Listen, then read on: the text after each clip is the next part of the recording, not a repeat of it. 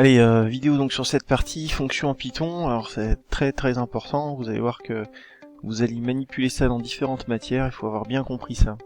Alors une fonction en informatique, c'est un peu une fonction comme en maths en fait. On a un ensemble d'arguments, alors en maths on parle pas d'arguments, mais on parle f de x, alors x qu'est-ce que c'est? Bon, là en informatique on va parler d'arguments et on va renvoyer autre chose, on va renvoyer quelque chose, hein, c'est ça l'idée. La syntaxe en Python, donc elle est propre à Python, elle s'écrit pas du tout comme ça en fonction des langages de programmation. Donc vous avez def, qui est un espèce de mot-clé hein, qui sert à prévenir Python qu'on va définir une fonction. Ici vous avez le nom de la fonction que vous allez indiquer, alors essayez de choisir des noms parlants, hein, des choses, j'en sais rien, si vous faites un calcul de moyenne, choisissez moyenne par exemple. Vous avez ici, on ouvre entre parenthèses, hein, pareil, hein, c'est important, et vous avez au milieu différents arguments qui sont séparés par un séparateur qui est une virgule. Les arguments, ils peuvent être de plusieurs natures, ils peuvent être de plusieurs types, ils peuvent être entiers, ça peut être du texte, ça peut être des listes ou autres structures de données, mais en tout cas, ça s'écrit comme ça. Cette ligne-là doit toujours se terminer par un 2 points, sinon ça fonctionnera pas tout simplement. Et ensuite on a une indentation qui est là pour marquer le début du bloc d'instructions propre à cette fonction. Donc on a un certain nombre d'instructions que cette fonction va réaliser, et on va renvoyer, nouveau mot-clé return, on va renvoyer le retour de la fonction, ça sera défini en fonction du travail qui vous est demandé. Alors un exemple tout de suite, très simple, je prends la fonction qui a x associe x carré, donc la fonction f de x égale x carré qui est définie sur R. Comment on écrit ça en Python? C'est très simple. Alors regardez, donc j'ai le def qui est le mot-clé, f c'est le nom de ma fonction, entre parenthèses, j'ai ici qu'un argument qui est j'ai appelé x, et puis je retrouve mon 2 points. Et j'ai aucune instruction à faire, directement je vais renvoyer, return, x au carré. Alors vous avez remarqué, hein, je vous le rappelle, la puissance en Python c'est étoile étoile. Voilà, tout simplement. Je vous demande de tester ça, alors je vais l'écrire, faire un copier-coller, je vous invite à faire pareil quand vous manipulez ça.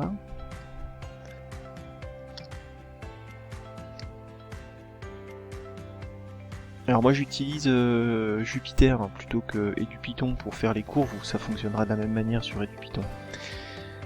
Donc là, j'ai entré cette fonction dans ma cellule, je l'ai exécutée, c'est-à-dire que j'ai mis en mémoire cette fonction-là. Donc sur cette page, maintenant f a un sens, c'est-à-dire qu'il est rentré en mémoire.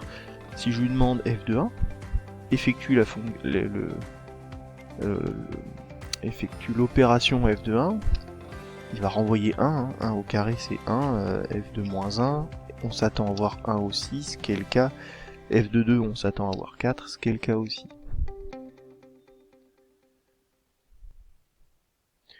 Voilà, donc je propose un autre exemple, qui est la somme de A à B, donc on renvoie A plus B. Très rapidement, voilà, je l'ai écrite, puis on fait voilà, somme de 2 et de 3. Voilà. Bon, voilà, c'est des exemples qui n'ont pas grand intérêt, hein, c'est vraiment pour illustrer comment on écrit des fonctions en Python, hein. C'est vraiment ça l'intérêt. Petit exercice, je vous laisse le faire, faut écrire une fonction multiplication qui renvoie la multiplication de A par B. Faites une pause dans la vidéo, faites-le et puis regardez la suite après. Allez, je vous montre la correction de l'exercice 4. Voilà, tout simple, def, on a le nom de la fonction, on a nos arguments, séparés par une virgule, on n'a pas oublié le point, on va à la ligne, on a bien une indentation. Return A fois B, et ça marche pas, multiplication de 2 par 3, c'est 6. Alors, exercice 5, la remarque, je vous mis dans une fonction, on peut faire appel à une autre fonction. Alors là, je vous propose une fonction f, et en fait, j'utilise somme et multiplication dans cette fonction. Ça renvoie A fois B, enfin ça renvoie somme de AB, et je vous demande de donner l'expression de la fonction de AB. Alors ce qu'on va faire, faites-le, et puis quand vous avez fini de le réussir ou au moins d'y réfléchir, continuez la vidéo. Alors, ce que je vais écrire, je vais commenter. Alors en Python on peut faire des commentaires comme dans tout langage informatique, je vous en ai pas encore trop parlé pour l'instant, c'est l'occasion. Alors en Python pour faire un commentaire c'est le dièse. Donc là ce que je vais mettre en commentaire c'est ce que j'ai dans AB. Ici A, ma variable A, elle contient A plus B. Donc A, ça contient A plus B. Ici,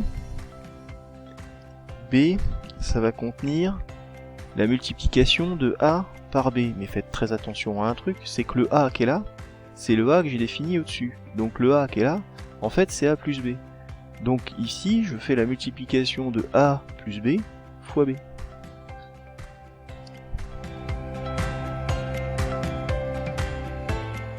D'accord, donc attention, hein, le A qui est ici, c'est bien le A qui est défini du coup là, et c'est donc A plus B. Donc cette ligne-là transforme B en A plus B fois B.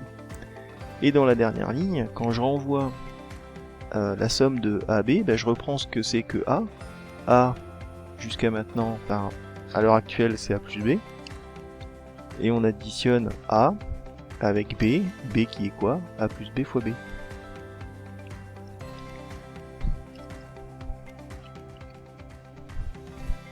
Voilà.